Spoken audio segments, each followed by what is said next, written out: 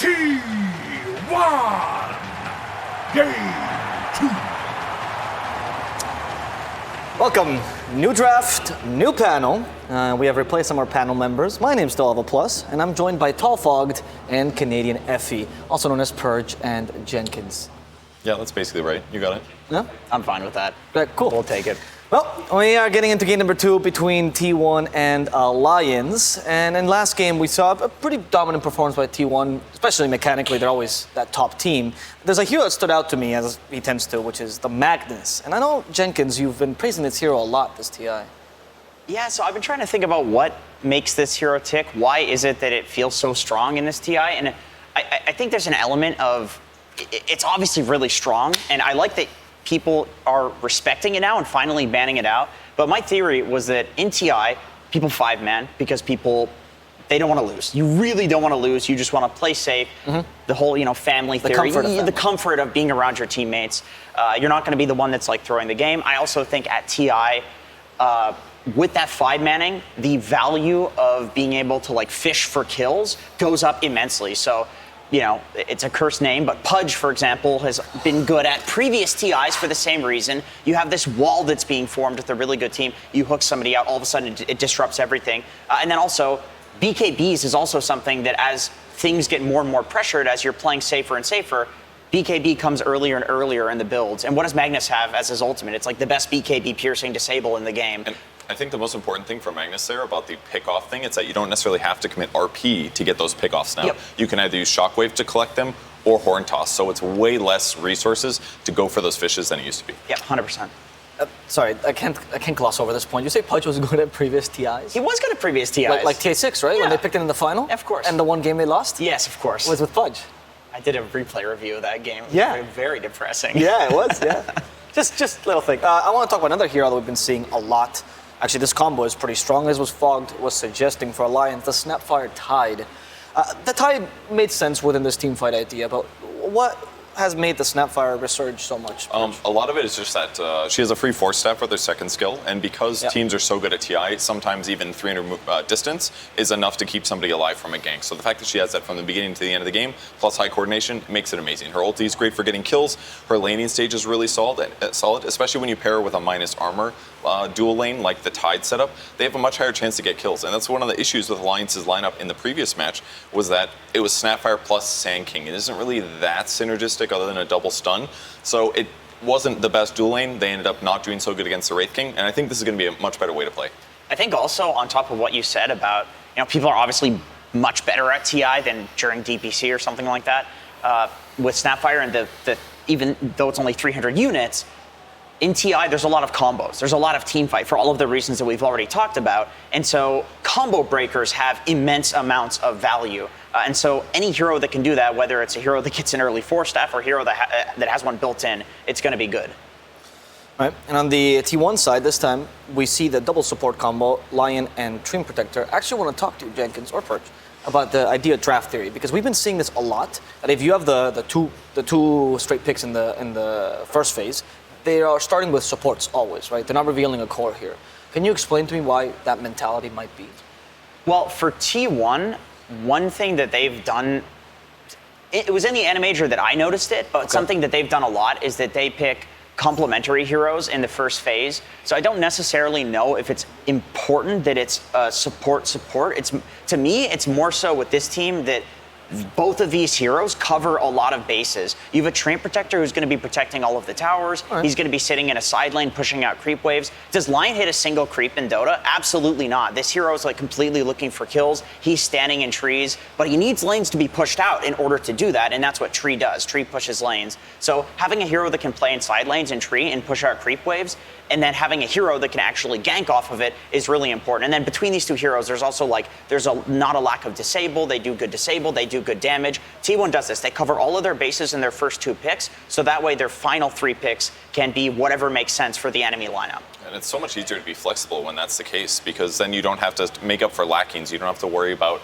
maybe your lane pairings be weak. That's a lot of the reason that Alliance opened like they did. A lot of teams are doing this. You grab your 4 and your 3. It's a really synergistic combo, and it brings this much bigger threat against the enemy carry position, who now has to say, well, we can't be greedy at all. We also have to pick something good, and it's just going to restrict your opponent's options. And to add to that point, the 4 and the 3 when they pick it is always in the first and fourth pick in the first phase. So you can actually protect the 3 a bit with the next 3 bans. And this will change what happened in the last game, but the Sanking didn't seem that strong in the laning phase. Well, I briefly watched the beginning of the replay, and what mostly cost him, he went Caustic Finale level 1, which is not that weird against a Wraith King. You can do lots of damage. But I hearken it back to that dual lane issue between Snapfire and Sanking.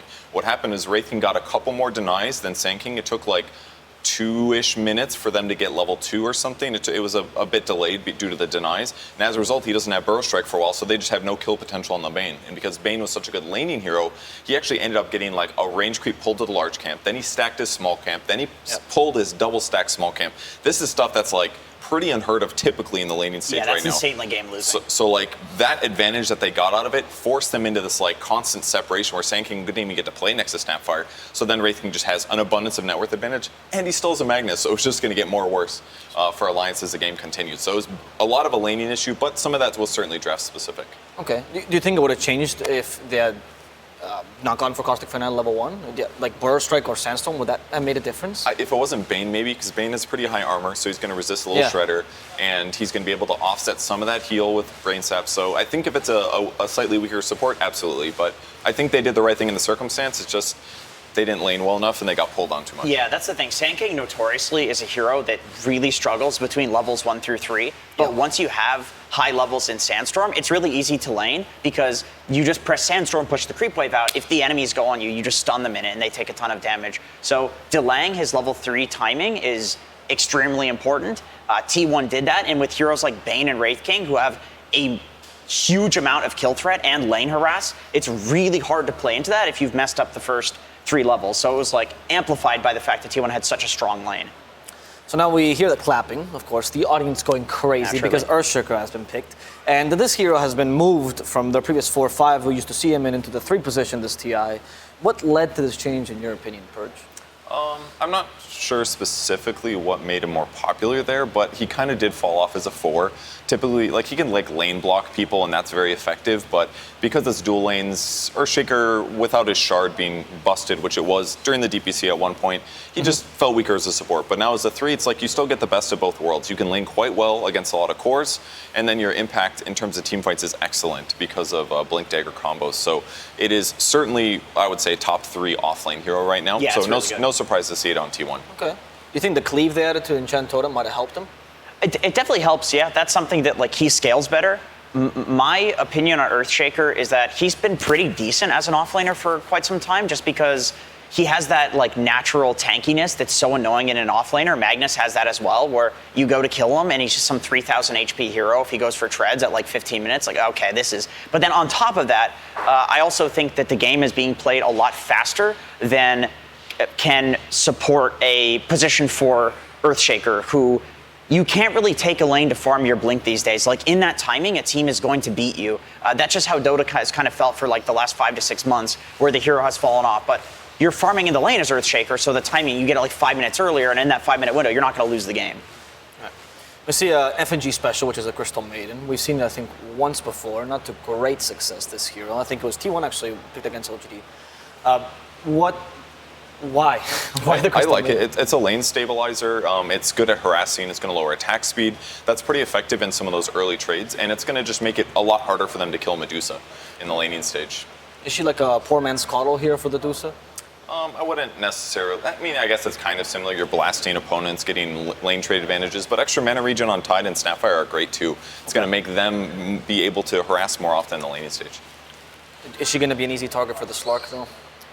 Eventually, you know, Slark is a later timing hero where, at least looking at this draft for Alliance, I see the Dusa CM lane, which presumably it's going to be that. Even if they put Snapfire and did some, CM4, like that would still do very well against Earthshaker Lion. You know, Lion is very killable. Earthshaker's a hero who's going to sit on the wave. So you're super susceptible from the harass that's going to come out from the Mystic Snake and one of the nukes from either of these 2 supports. And if Snapfire comes in ganks, that's even more potential to kill an Earthshaker. So, I feel like Alliance is going to get a lot of farm this game on both of their supports.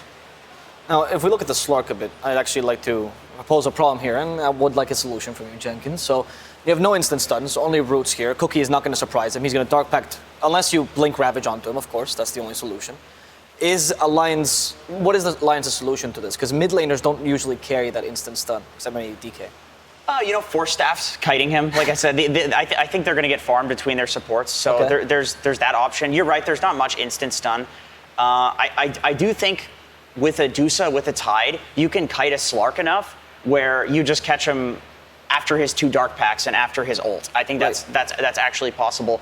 But you probably do want a little bit more. You do want a little bit more. You don't want to just rely on that, because if the Slark is popping off, then he's just going to stick on you. He's just going to get tons of stacks, and you're playing these long fights against him. He's like, okay, that's great for me. If he has +1 item on the Dusa especially, it's just impossible to play. So some instant disabler, some hero who might build an Orchid would be great. Oh, that's a good idea, actually. What kind of hero could that be? Any typical spirit hero is usually the way that you end up seeing as Slark Kunkka counters. makes sense. Kunkka would have been great because you can X him and bring him back no matter whether or not he's going to dispel or not. So that would have given them some easier setup kills. And that's the issue with Alliance's draft. They don't really cross the map super well to get kills. So I definitely agree that they need somebody to be that start of the fight, because Crystal Maiden wants to play behind these tanky heroes, land her spells, sit back for 10 seconds, go back in again. Snapfire is going to want to have somebody that can start fights to make her ultimate feel useful. So There it is. Okay. Void Spirit is perfect for that. Jump in, disable somebody, maybe with a Eul's, and allow your team to follow up, get a kill. Can you build up an Orchid like you were suggesting? I think so. I think this is a good Orchid game. I mean, people are usually opting to go for a different style of Void Spirit build, which is the Yule Scepter into Sanjin Kaya, and you're just going for this late game high magic damage build. But I think in this game against the Slark, it does make sense. It does depend on the timings. Like if Slark is already having a bad game, you don't necessarily have to build the Orchid. It's fine to not build the Orchid because the Slark's not a problem. You can just kill him with your ground targeted nukes, for example. But it's definitely in the cards. We're more likely to see it in this game than in the other Void Spirit games that we've seen. Could you also build an Ag as an alternative to set up for the Slark? I mean, it's 2-second silence, not something you usually need to look out for. Yeah, for sure. It's probably a lot safer because then there's a lot of heroes on the Dire lineup that you're going to want to silence. So Ags is going to be raw, a lot more survivability for Void Spirit. That's probably more important than the extra right-click damage and higher mana regen. It is. It depends on how he's if I think Void Spirits tend to go for the Orchid if they're having a really good game. Yeah.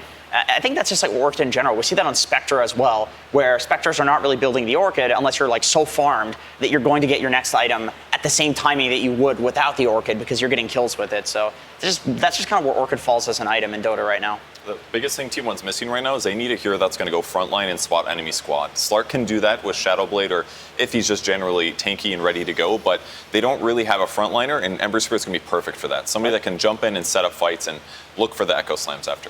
All right, well, I want to hear from you, Perch, then. What do you like about this T1 lineup? I like that they can be very aggressive. They have tons of disables. If they do catch one of these heroes, they can probably kill them, but it's going to be really hard against Tide and Dusa because they have so much survivability as well as Kraken Shells. So there's good stuff about them. They got to split up Alliance and kill them one by one. Jenkins, for Alliance? I think that Alliance has good heroes for ganking. I think they have good heroes for the early game and the Void Spirit and their 4-man around the Dusa. And I also think that they can play the long fights. I know T1 has Slark, but I still think that the long fights eventually will favor Alliance once they get enough items on their Dusa. Is there anything they should be worried about as Alliance? Some weaknesses at this draft? Laning stage maybe for Tide. In most of the group stage games, we saw Slark get banned out against Tidehunter for worries of that extra harass. And with it being a tree, that's a pretty aggressive dual lane with Leech Seed and the Bramble, whatever, Nature's Grasp. There we go. Yes. I've heard that lane's not actually so bad from BSJ? For the Tide anymore. Yeah, it was from BSJ, so maybe I should take that with a grain of. He's a Slark spammer, right? He's a Slark. He's an offlane player too, as well. So, but no, it does feel like that. Tide with Snapfire, especially, you've got the double minus armor. It's so much harass. You could even skip Kraken Shell. Well, I would love to go to BSJ now for the last word, but he's not here, so he's lazy. So we're going to instead go to Sir Action Slaxus once again with March. Hello. Thank you so much. We have March here yet again. March, a very quick Treant Protector snag after that very standard opening coming from Alliance. Were you expecting that? I mean, Snapfire is a very highly contested hero, and we like it too, so I think that's why they picked it up. We like that hero as well. Yeah. All right, well, say no more. Very quickly, chances of this game win. How are you feeling? Give me a percent. 75%. 75%. Well, we're 100% ready to go into that game, so let's go ahead and throw it to our fantastic casters and Sunswave. Thank you, Slacks. Recycling memes as always. That's your entire job description these days. Suns fan here with Cinderin. T1 versus Alliance. Game 2 of this best of 3 in the lower bracket. How do you like these lineups this time around, Cinderman? I think I like how Alliance this game have solved a bit more of the team fight problem they had in the last game. I think the way their lineup groups around Medusa can work really well. But that said, I also think T1 have some really great tools. To me, this T1 lineup feels like Assassination Squad, right? You've got Ember, Lion, as well as Slark, who can immediately take advantage of any fissure, any overgrowth that you find from the tree line. Just get in there. I think the biggest challenge for Alliance, honestly, in this game is to keep their supports alive. I don't think playing Crystal Maiden is particularly fun in a game like this. You could have just stopped it. And even Snapfire, who's a relatively tanky support and stands far back, you're just not safe against these heroes. And a little bit of a problem is the protection that you have against Ember and Slark is relatively limited, right? Like, what do you have? You have Ravage, Frostbite, and a Cookie, and a bit of a stretch you have Aether Remnant, but that one's going to be hard to land. And Slark can purge off all of this if he times it well. So I think Alliance, absolutely paramount this game. Get off to a good start in the lanes, and you need honestly just stellar positioning on supports in this game to not just end up feeding. Right. I mean, last game T1 got off to a really good start, and just I mean, that was basically the game. It felt like it just snowballed out of control of Alliance, and they weren't able to really do much from there on out. As top lane, we are seeing some action. Zephyr playing the Treant Protector, which we'll talk about in just a moment here. Actually, we can do it now, Cinder. Your thoughts on this pick, since a lot of other teams don't pick Treant at all. Yeah. But T1, one of the few exceptions. I had this theory, actually, that... so in the group stage, we had a couple of games with Quincy Crew. I think that was in day 1, where they picked Treant in 2 games in a row, and it just didn't really work for them. And I had this theory, okay, maybe they've been scrimming against T1 and been rolled. Because, like, almost no other team, like you said, plays it. Oh, Zephyr is in trouble. He will be fine, though. No, almost no other team plays it, and it's been respect banned against T1 by basically every team. PSG even yesterday showing respect to Zephyr's Treant. So we'll see what it's all about here. I honestly like that Alliance let it through to change things up in this game, because obviously the last game just wasn't working out. Yeah. So they're choosing to give something else over and see what they can do about it. Unfortunately, to me, this is a really good Treant Protector lane. So I don't think they address the hero very well in the laning stage, and that's a really big part of what T1 use it for, is this hyper-aggressive play coming out from Zephyr. Yeah, and Zephyr, of course. I mean, Tree as a hero, highest base damage in the entire game, so the level 1 potential in terms of just trading right clicks is better than anybody in the entire game. As you can see, Carl playing the Ember Spirit this time around versus Limp's Void Spirit, so the Spirit Brothers at it again. What's relatively even right now is, I mean, who would you favor just hero-to-hero matchup between these two? In the mid lane? Yeah. I think it's pretty much a wash, honestly. This lane very often ends with a draw. Comes down to who gets the first gank, or like sometimes I think the player who's most likely to find a kill, or the hero rather, that's most likely to find a kill in this lane is probably the Ember. But either way, it generally comes off the back of overconfidence, overstepping to get CS. You're going to see them play completely neck and neck here, right? They're getting the exact same CS, the exact same items. Literally identical inventories, just with different item orientation. Same number of bottle charges. Oh, Carl used his Tango. Oh boy. You gotta follow suit. Doesn't matter your full health. Do it for the fans. Yeah, do it for the fans. And he's gonna have to use it now. Cookie's gonna connect onto Whitemon in the bot lane. Looks like he'll be safe. Using an Earth Spike to try to trade a little bit of damage going their way. I mean, this is a lane we haven't talked about yet, but 23 Savage playing the Slark against a Tidehunter, which historically is pretty good for Slark in terms of the mid to late game once you get past the laning stage. Because you have just this fat, tanky hero that you can just get stacks off of. Yeah. As Cuckoo. Now, looks like FNG is going to take a tumble here. So First Blood goes the way of T1 with the Enchant Totem. And actually, the thing I had to hold that thought. Double Impale coming out from Whitemon again. S4 gets hexed, and there's the pounce. It does connect. Popping the wand, keeping alive a little bit longer, but 23 Savage. Well, actually, it wasn't him. Whitemon somehow stole the kill from his position once. I don't like that narrative, Shannon. It's not a steal. He stole it. It's not a steal when the support gets a kill. It's good. He did a good. If you were a position 1 player, you would agree with me. I am very much not a position 1 player. I know. And I'm all about the team. Yeah. Getting a good game for your support. He's going to pay it back to you later.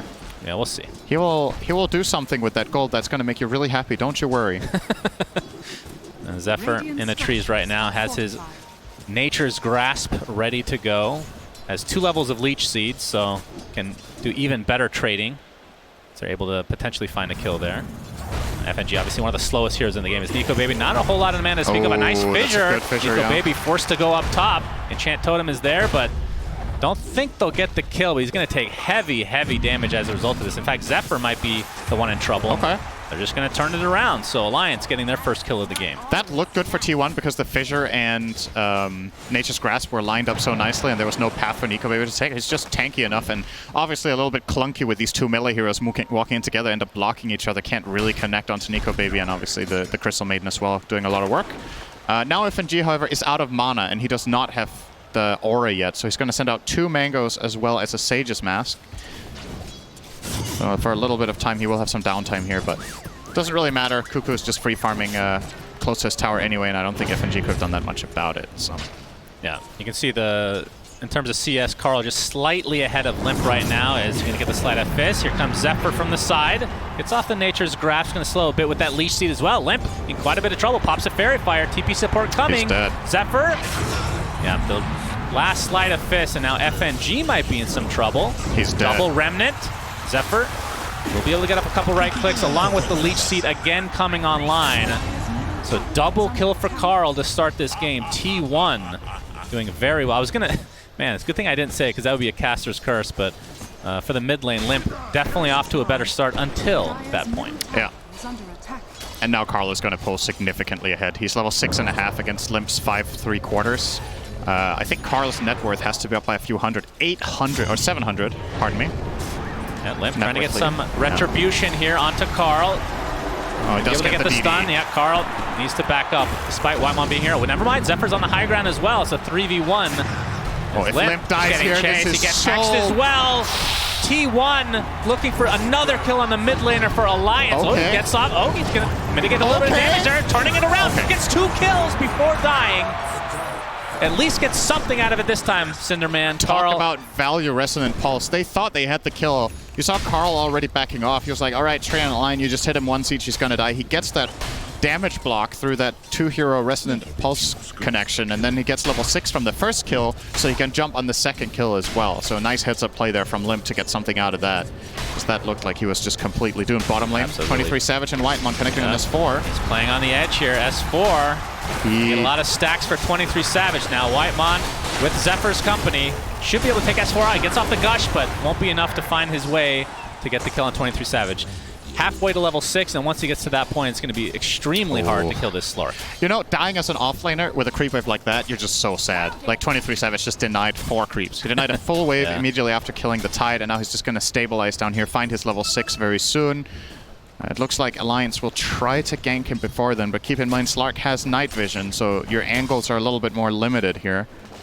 And 23 Savage even has a read that something could be coming his way, playing very cautiously. Might even take level 6 just from range without going for the CS. Oh, never mind. We pull it away by S4 though. Yeah, still level 5 on the Tide Hunter. And as we talked about 23 Savage, this wave should give him level 6. He's given solo XP. There we go. So has his Shadow Dance to work with. Talk to me about... I mean, this looks like a really good Slark game, like theoretically. Against Medusa, against Tide. I think so too. Anything else to say? Like the panel, no, like the panel said, honestly a little bit surprising maybe that Alliance let it through. You pick the Tide first phase. Yeah. Most teams go into bans here and ban the Slark. And then, okay, if you want to let that through, that's fine. But you also picked a carry that Slark loves facing. So you made this game even more enjoyable. And it's always important. Okay, hang on. Hanskin. Yep. Whitemon's going to be there. He'll be able to clean him up pretty easily. A little bit late to the party is Limp. He gets a haste run at the very least. It's always important when you look at the draft and you look at how the lineups turn out and you're like, man, this hero's counterpicked by 3 picks that wasn't good. You always need to remember what the draft order is, right? Like you're always giving away information based on pick order. So a lot of the times, even at the absolute highest level with the best drafters in the world, there's going to be heroes that are just hard countered in the game because they get shown early. And obviously that's why a lot of the time you show your support as one of your first 2, sometimes even both supports, so that the cores can have better conditions. But yeah, in this game you did first phase your offlaner, and then I feel like not fully protect him here on S4. So that could end up costing Alliance dearly. He will find his level 6 minute 9, which is not all that great. Cuckoo level almost 8 on the Shaker. for comparison. And this is while I believe both position 4s on the, the respective 4s have the same experience as well. So it's just raw offlaner difference. It's not like one of the 4s just took a lot more experience in the lane. I almost said stole. Bad influence from you there. It's not stealing. It's cooperative gameplay. Okay, we don't need to. We don't need to spread this agenda of playing cores against the supports even more than they already are in public games. I mean, okay? to be fair, it's gotten a lot better over the course of the last few years because everybody's getting farmed now. Yep, we have the Hex to start things out from Whitemon. This might be another death, but Cookie keeps him alive a little bit longer, but not long enough. FNG not able to save his mid laner. Limp now with his 3rd death of the game.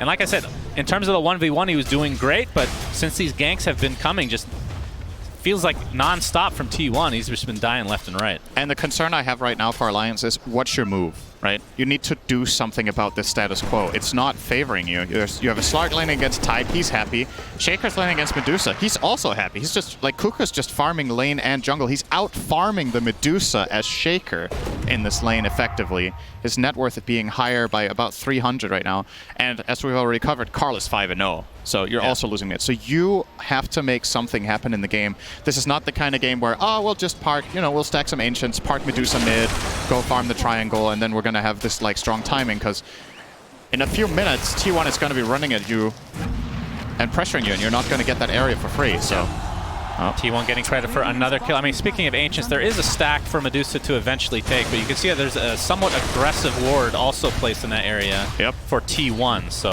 when that is being taken, they'll probably try to contest. 23 Savage trying to get some trade-off here. Might dive here. This is dangerous, though. Yeah, he's going to think twice especially about with 23 Savage having his ult, so a lot Karl. of passive regen now. Karl gets off the Searing Chains. S4 is going to apply the Ravage, but will it save his life? Negatory. Sleight of Fish finishes him off, but Limp & Company might be able to get some beautiful trades here. Karl does one more Sleight of Fish, but dies shortly after. In the meantime, 23 Savage destroys Crystal Maiden despite getting that freezing field out for about a half a second. Hanskin looks to be next on the menu, but he does get Cookie off in time. 23 Savage, okay, we have the Mortimer's Kisses from afar, but they're going to go for the Limp kill. They'll get it successfully. It'll cost him his life. But he does get the stack at the very least of Essence Shift.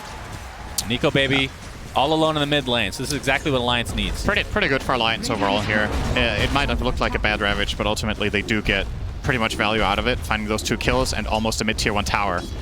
Lovely play from Nico Baby, especially to make that judgment call as Medusa to go push mid minute 10. That is not an obvious choice to make in this game state, but looking at what was happening bottom, it was definitely the right call for him to go there and get as much out of it as he could. You've got to be like a shark, is what he says, and not exactly the most hyper-aggressive carry that can be like a shark that he's playing here, but he's finding as much food as he can there in the mid lane. That's true. I mean, a very slow when Medusa. I think of Nico Baby, I actually do think of Medusa because it's literally tattooed on his neck. Yes, so that is true. He has some sort of affinity with this hero, Cinder, so we'll see how he performs this game. Tier 1 tower. Yeah. It's pretty low on HP here, and T1 want to try to... Well, S4. I mean, this is what Tidehunter does. Just puts his fat-ass body here. You're unlikely to access this tower without a siege creep against Tide with the heroes that you have right now. So S4 making the right call to go there, and then Nico Baby's back to the jungle, probably going to be looking at that Ancient stack. Might triple stack it here before 13 or even quad stack it. It is being pinged by Zephyr, so he kind of has the same read that, you know what? This is probably what Alliance are going to be looking to do next, and he's completely right. The stack is now coming in from Hanskin, so would imagine a smoke play could come up soon. I'm hearing a pick pull. Yep, that was used to stack. Very important that he had pick pull to be able to pull that off successfully. They didn't stack, did they? Okay, good effort. I think the timing was off. Yeah, maybe. The pick pull needed to be activated about a half second earlier, Cinderin. Maybe he activated pick pull and the Ancients got scared and ran back. Yeah, they'd be scared by a pick for sure. S4. Stuck inside the Nature's Grasp. Looks like he's going to be taken out. Does not have Ravage yet. Okay, never mind. Kraken Shield activates. That's good call. FNG takes him out there. From the lane. Nova saves him. Very good. It takes him out from the lane. Technically correct is always correct. Alliance looking to go on 23 Savage, who's very low on mana right now, but... Here comes T1. Dagger on Shaker. They want to jump in. Oh, Pounce not able to connect for 23 Savage. Cuckoo. Like you said, Blink Dagger's there. It gets the Enchant Totem off. Limp Astral steps to safety. Does that have any more stacks, though? Another 6 seconds before it comes off cooldown. Mortimer kisses from afar. Very good kiss. Actually, onto 3 heroes. T1 taking so much damage, but the Echo Slam is expended to at least get 23 Savage. It's going to be a trade for 3, though. Triple kill for Hanskin with a god tier Mortimer's Kisses. Oh my god, can you imagine a damage breakdown on that one? 3k damage. Not bad. We're 14 minutes in. That is some sick value out of the kisses there. And yeah, T1, they were really looking for that Void Spirit kill, but unfortunately, Lion could not fully connect. I think maybe if Cuckoo Echo Slam's there, that could have bridged the gap, but understandably doesn't want to use it, and just really heads up play there from Hanskin to find that angle and get a big old off. Yeah. Why is it called Mortimer's Kisses anyway? Why not? It should be like Mortimer's Belches or something, you know? Like he's not... I don't see the connection at all. I know you really want to make belches happen in this game, but there's only one hero that has those, and that's Pudge, and that's probably going to stay that way. It's too bad. This is one of the best Mortimer's Kisses we've seen this tournament for sure. Getting really big value out of that. Zephyr, Cookie connects on top of him. He's going to be taken out very quickly. Never mind. Gets the overgrowth off. They got a little bit too confident. Finally gets taken out though, but the TPs are here from T1 trying to turn this around. Limp takes a tumble. 3 dead so quickly in favor of T1. Hanskin will get hexed as well. Limp didn't finish the kill. He had the... I mean, would that have made a difference, you think? He thought the Treant was dying, so he used Dissimulate, right? And he jumped away. Yeah, he thought he had it for sure. Yeah, what ends up happening is that instead of killing Treant, he gets a 2-man ulti off. Yeah. That allows his entire team to connect on both of them. So definitely going to be regretting that. Like, you probably have casualties there regardless, even if you do kill off the Treant with that Dissimulate. But at the very least, both not you and Tide, you don't both get caught. And it forced them to Ravage, right? Like, that's the thing. S4 popped the Ravage because he was like, okay, I have to kill the Treant because we didn't get it done with the Void Spirit. And then he doesn't have the Ravage when all of T1 connect. So honestly, kind of a huge mistake there for Alliance that ends up costing them a lot. As you can see, T1 taking the lead in terms of just the net worth alone. Diffusal Blade now online for 23 Savage. He is strong. Yep. Going for the BKB next, so looking to fight pretty early. Has 7 stacks already of Essence Shift, actually. If he has BKB, he only needs to worry about 1 spell for the entire BKB duration. That's Stone Gaze. Nothing else is going to touch him at all. They don't have significant single target damage. That's one of the things you trade off when you pick Medusa. She's a very good spread damage carry, but doesn't, until very late, start having that heavy single target because your natural buildup will favor split shot for the farming, and you don't get like something like first item Daedalus or whatever, right? Like, not that any carry does that, but you get the idea. It takes time. You need 3 or 4 items before you truly start just standing your ground against Slark. So with that BKB, he can feel very, very safe. Oh, he's actually maybe getting eyes on Nico Baby here with that night vision. He sees him. Yeah. But it's going to leech a bit of the experience. Ancients are taken out for Nico Baby, so at least that is not contested. He's going to wrap around. He will see Hanskin here. He saw the Solar Crest being used, and that means Hanskin has no defensive capability from that. No plus armor. Will just cookie himself to the high ground, though. And we see the Stone Gaze going up, but a nice fissure blocking him off. Cuckoo, in the meantime, looks like that's going to be the sacrifice. Fissures and dies. So not the setup that T1 was looking for. A good defense from Alliance. Yep. As I've talked about in a previous cast, I always wonder, it gives an insight into what players are thinking when they ping heroes like this. He just pinged Snapfire Medusa. Looks like Zephyr is going to die. Gets off the overgrowth, but 100 seconds of none of that for him. Okay, I was going to say, I don't want to jinx it anymore, so I'm very hesitant now. That took quite a while, which maybe not so good a sign for Alliance, but they're not too far behind right now, so definitely can find an avenue back in the driver's seat for this game. Yeah, this bottom tower is definitely gone. Nico Baby's going to take that, working on his Scotty. He went for SNY, opting not to go Manta against Treant, which I think a lot of Medusas would.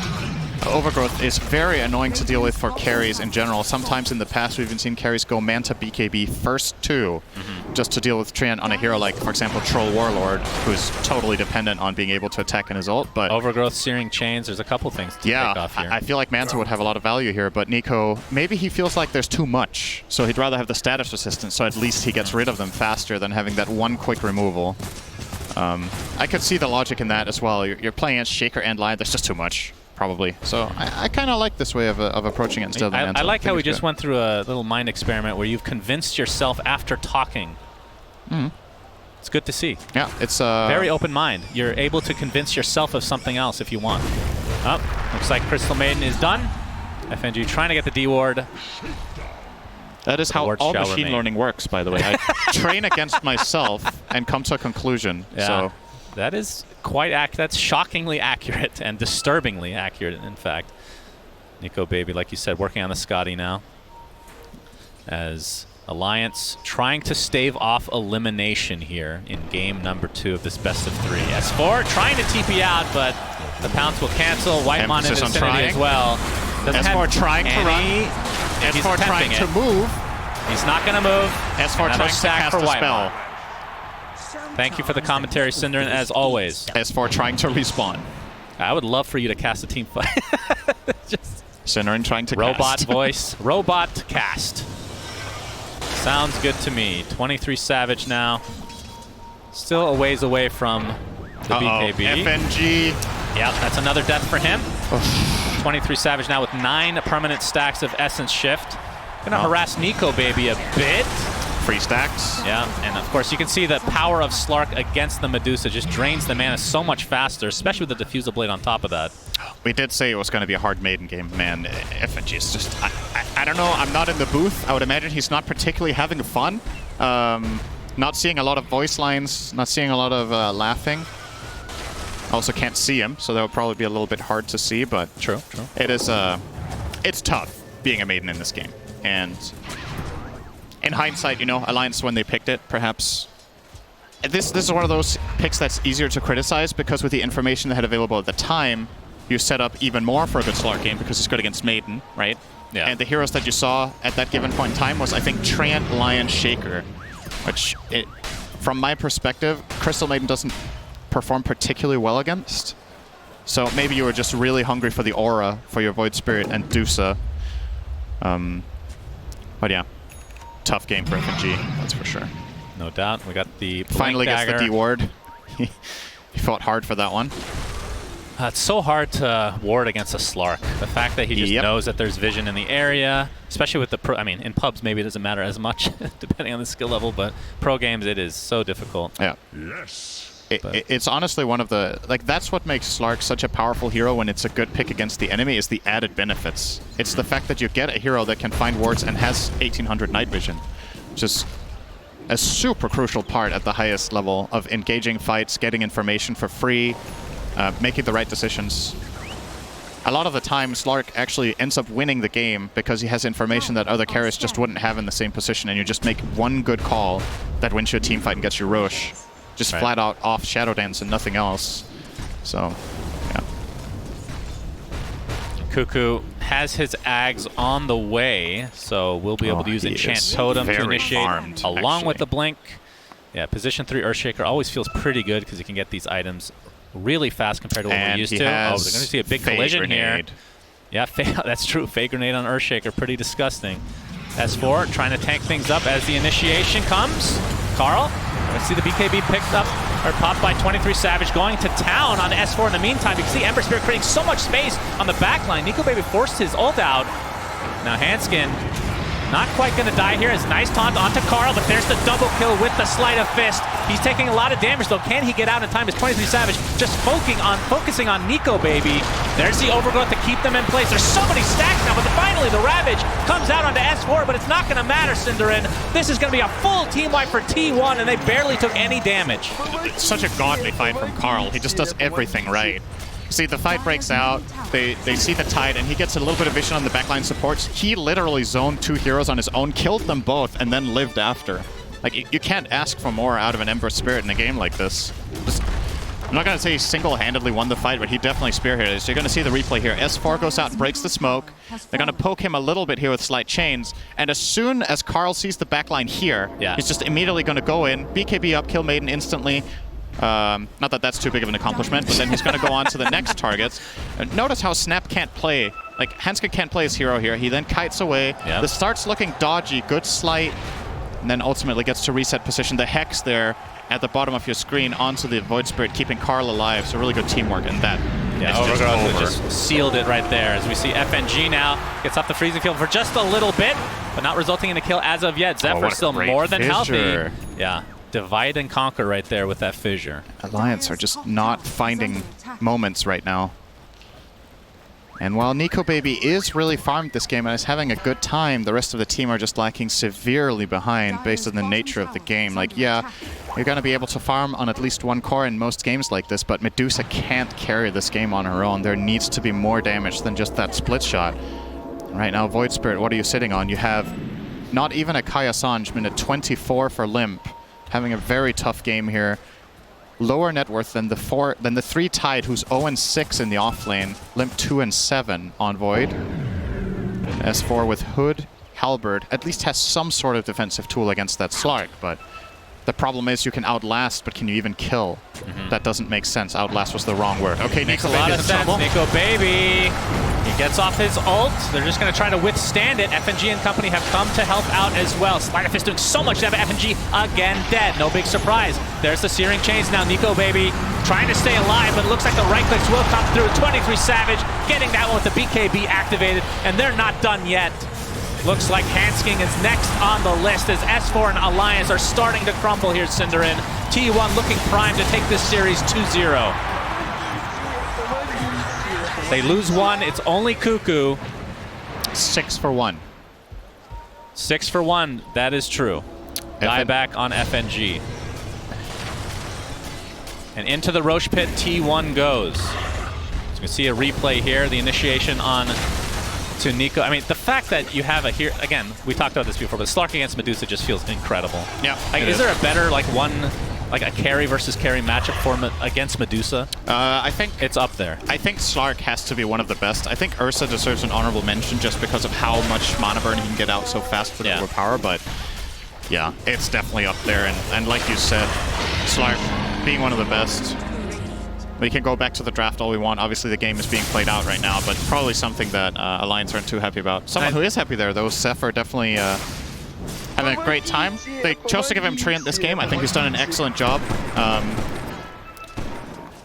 In all honesty, it doesn't feel like Treant has been the absolutely most integral reason why this lineup has worked, though. It's something to think ahead for the other teams that are very likely to face T1 now, as Alliance are very much on the back foot, but perhaps prioritizing other bans against this team could be worth it. Look at that change in just the last 9 minutes. Yeah. Slark and company are up with a 19-1 chance of winning. Yeah, that is rough stuff. 94% win rate or win probability for T1. Still 4 minutes to go with the Aegis, so plenty of time for T1 to farm the map. Make sure that Alliance gets kind of starved out of the areas that they want to farm, and eventually go high ground. They don't have the best high ground, again. We've talked about this before, but T1's lineup, that's, I guess, one of the negatives coming out of it, but they have so much safety on their course. That's the thing. Like, Slark and Ember can farm hyper-aggressively because Alliance's ways of killing them are super limited. I honestly think you can't kill either Slark or Ember without Ravage. yeah, you need Ravage. And you can't chain stun long enough, and S4 doesn't have Dagger. the thing that they're missing, I mean, again, this is hindsight, but burst damage against Slark would be very nice in this scenario. Oh, here we go! Jump in from Carl. Looks like FNG is just going to die. No, actually lives with barely any HP, and then finally gets taken out first as Carl will go back to safety. 23 Savage on the back line now, trying to target Limp. You see the Fissure come out as well. BKB dodging the Ravage as a result. Limp is going to stay alive, though. Mortimer kisses from afar. Cuckoo taking the brunt of the damage here. Looks like he's going to drop the first to fall for T1, but 23 Savage looks perfectly healthy for now. Pops his ult. He still Gets has one Aegis kill. too. Nico Baby, very low on mana, which means he is very susceptible to die here, Cinder. And 23 Savage resetting, going back in, a buyback. You see the mana drain coming from Whitemon as well. Nico Baby pops the wand, but to little avail. Zephyr does get off his ult, but the finger of death taking Nico Baby out in spades. No buyback for him. You see a nice freezing field come out, but it's going to result in the kill of Carl. In the meantime, beautiful fail on the two. S4 on the run, trying to get back into this base. Is 23 Savage not scared of anything because that Aegis is still intact. That was maybe a little bit too cute there from Savage, but he's obviously able to reset out of here. Guess, how long would he have had on the Aegis? That was still a good 2 minutes left on that. It was maybe a little bit unnecessary, but 2 for 2 with the, I mean, that was a pretty long fight, and only 2 died for Alliance. You got to be happy with that, although Nico Baby is the one that has to survive in these fights. Yeah. If they could have got away with that, losing any other hero than Nico, and he gets 1 or 2 kills, is probably a net win, but like this, it kind of turns into a draw. Got to keep in mind, Slark is getting a lot of those stacks now. 16 permanent agility on Savage. Usually you've got to pay good amounts of gold for this. Radiant structure. Yep, that's just another, like, add that to the pile of benefits that this hero has that we talked about, right? Yeah, but there are a lot of Slark games that are not good, right? Yeah. Like, it does take a certain lineup for it to really shine. Oh, he unlike is some other looking. carries. He knows they don't see him. Shadow Dance is active. Yeah. Has his shard, by the way, so has the Depth Shroud to be able to use on teammates or himself. Yeah. Basically like a free ult. S4. Oh, he's going to get pounced on. I think 23 Savage is just trying to get away. And he will be successful at that either way. Out. They're just going to full reset. They don't have Carl. So we'll wait up. Carl's going to go top, start pushing that out. Obviously, with that, Ags can connect pretty quickly. Going to clean up that wave very fast with double Remnant. Yeah, working on the refresher. Already has the Ags in his inventory. So we'll be zipping all over the place. The win probability has actually changed slightly in Alliance's favor in the last couple minutes. 1% down. Yep. All right, just another 50 good team fights, and then we're there. Well, I mean, they do have good team fights, to be fair, but the problem is really is Ember Spirit on the backline just killing supports. This is definitely doable, and what it's going to come down to is ideally that T1 go on Nico Baby, and you get to play your other heroes effectively, right? One of the big differences in that fight, like you pointed out, was that there was actually decent freezing field for once, and it makes a huge difference. That's what ended up killing Carl. He wasn't expecting that burst of damage coming in from the tree line, so if you do set it up here for Alliance, it could work. Savage. Okay, instantly breaking the smoke. Yeah, Shadow Blade. Got the ensnare coming out as well. BKB, there's the Echo Slam onto 2. Limp already dead in this engagement. 2 dead for Alliance to start this fight out. Nico Baby getting mana drain for a little bit of time here. It's 23 Savage. Now just focusing on Nico Baby along with Cuckoo, getting the stuns out. We'll see how that status resist works from this time. But the mana drain from that Diffusal and the Essential stacks are just getting out of control for T1. They only lose their support Lion and get 4 kills as the trade. And T1 looking to go high ground. There is a buyback on Nico Baby, but will it matter? The building damage is now coming through. At the very least, that glyph kills off the siege creep, but this Slark with current 18 permanent agility and 68 stolen. Pretty good. Very fast. See the halberd being used, but this will be a full set of mid-racks in all likelihood for T1. S4 going to give some free stacks to 23 Savage. And T1 going to bide their time here, Cinderin. Like I said, these matches are just so important. You cannot give up leads like this. So likely to play quite disciplined, potentially even waiting for the second Roche. Yeah, it's not far away. The early respawn is in less than 2 minutes, so definitely is a possibility. I think T1 can just take this top tier 2 tower without too much worry. Carl is going to go and take care of that. No. And Savage will also be farming up the Ancient camp on the Dire side. The whole triangle, as a matter of fact. FNG, I feel like I've seen him make this play like 7 times this game. Go to that cliff, place sentry, use a Nova, a D-ward, and go away. And he's died 2 or 3 times there. This time doesn't die, but unfortunately also doesn't find any ward. But whenever you find yourself D-warding that spot multiple times in a row in a game, you know what kind of game it is. Like, that spot is about the most offensive ward you can possibly place as Radiant that is not inside the enemy base. Yeah. So pretty indicative of the game state for Alliance. They're just cornered completely. You can see Nico Baby going for the Divine Rapier, Cinderin. Still about 3k away from finishing it. You gotta do it, honestly. You have to take that risk. Savage gonna find Limp. Oh, the tower, though. And Limp has to Astral Step. Uses both, in fact, just to make sure he doesn't take another death to his name. And yeah, map control firmly in T1's favor right now, as we likely wait for the next rush. So in 30 seconds, we'll find out when that will actually spawn. FNG trying to get some map control back, but it feels like he's just died every time he's attempting this. The poor lad. And they know the ward is there because of Shadow Dance. So get rid of that immediately. Nico Baby is exposed here. Alliance are trying to bait him. They really want this fight where they go on Nico. They feel like it's their only chance, and I agree with this 100%. Smoke up as well. And Sanzora gets popped. The Ember Spear on the backline again. Ravage comes out from S4. 23 Savage does take considerable damage, but again, FNG dies at the beginning of the fight. Carl, look at how much space he's creating. Just absolutely decimates Hanskin with just his remnants. Whitemon jumps in with the finger of death. 3 dead for Alliance, and they are likely out of TI-10 after this fight. Medusa takes a tumble. Triple kill for Carl. And S4 finally goes down. He's the only remaining member for Alliance with buyback. They call GG. And T1 moves on, Synderen, Alliance out. Yeah, there's just no doubt about it after watching these 2 games. T1 just clearly the better team at this event. Alliance got completely rolled both games. There were some glimmers of hope. Again, similarly to game number 1, there's like that one fight around the 10-minute mark. This game, it's the Snapfire triple kill bottom. The last game, there was, I think I was actually also in the bottom area that the fight happened that went well for Alliance. But aside from that, T1 just, you know, they rolled them. Like, there isn't really that much to say. They beat them in all aspects of the game. I like their drafts. They play better in lanes. They play better in the mid game. They got the Roche. They won the team fight. What was a bright spot for Alliance in this series? I'm really struggling to find it, which is a shame, because even if you lose and go out, if you put up a good fight or you look good while losing, just wasn't really their day this time. Yeah, for sure. And I mean, they did pick Medusa, which is a comfort pick for Nico Baby. The fact that it's literally tattooed on his neck, I would hope that's a comfort here when he looks in the mirror every day. But sad to see Alliance go, obviously, because they've had a long road here, and unfortunately doesn't work out. But T1 moves on, and they've looked extremely good thus far. They look like a team that's going to go further than top 8. Yes. I mean, a lot of people thought that going in, but we talked about this before. They kind of peaked at the Ana Major, and then since then they tapered off a bit, and then the beginning of the group stage here, they didn't do too well, but have bounced back with a vengeance. So we'll see how far they can go. But with that, let's see what the panel has to say about this resulting series, and T1 moving on. Thank you very much, Sunspan and Synderen. And to be honest, Synderen basically summed up that match for us. I think our work's done, boys. Should we just... No?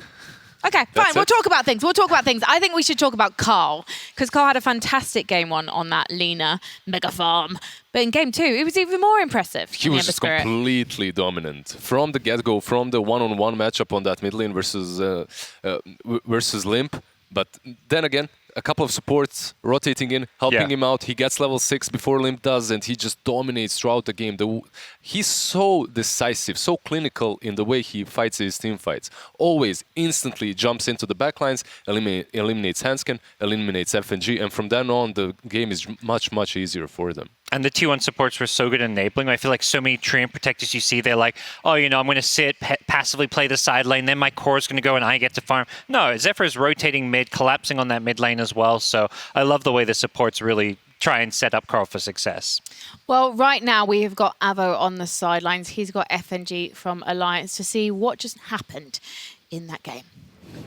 Thank you, Frankie. I am here with FNG. Thank you for your time, FNG. So I just want to ask you, what's going through your mind right now? Well, losing sucks. You know, it's like I can't really tell anything else, but because I mean it is what it is. You know, we lost. We were way worse than enemy, I would say. I mean they played well, and yeah, good luck, T1. T1 is a scary team, this TI, right? There must be some pride in losing to a strong team. I mean, yeah, of course, it's like it takes a lot of pride also to say that they're a strong team, you know, as well. But yeah, I mean, I would say we're just not happy with ourselves more than looking at our opponent, you know, this type of feeling we get. So what do you do now after a loss? How's the way do you recover? I mean, I guess we just let time do his thing, you know. All right. Anything you'd like to say to the Alliance fans out there? Yeah, sorry guys, we tried our best, and thank you for your support. Thank you, FNG, and we're gonna go back to the panel.